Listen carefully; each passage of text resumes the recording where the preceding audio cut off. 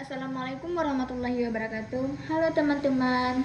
Perkenalkan, nama saya Katun Nada dengan NIM 23108233. Saya di sini ingin mempresentasikan hasil video pembelajaran saya dengan tema memahami dan menulis tes deskripsi. Fungsi apa itu fungsi tes deskripsi?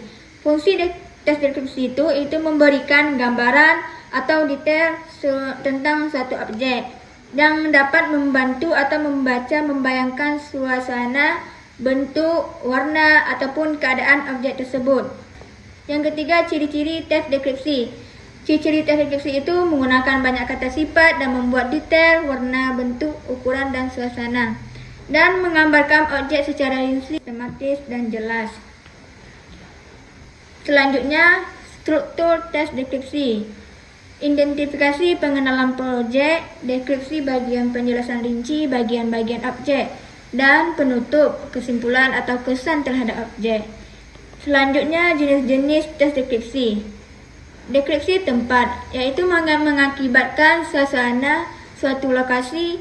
Yang kedua, deskripsi benda menggambarkan bentuk dan fungsi benda. Yang ketiga, deskripsi makhluk hidup menggambarkan manusia atau hewan.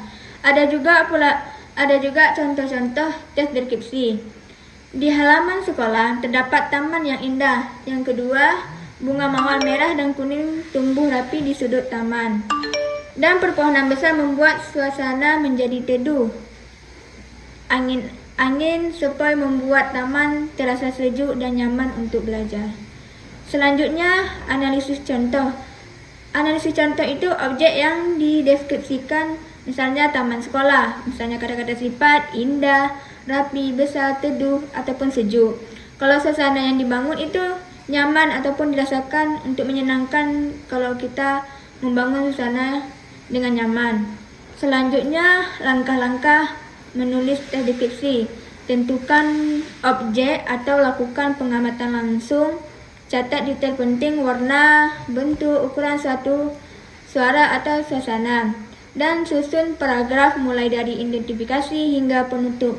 Dan gunakan kata-kata sifat atau deskripsi lebih hidup. Dan selanjutnya, latihan siswa.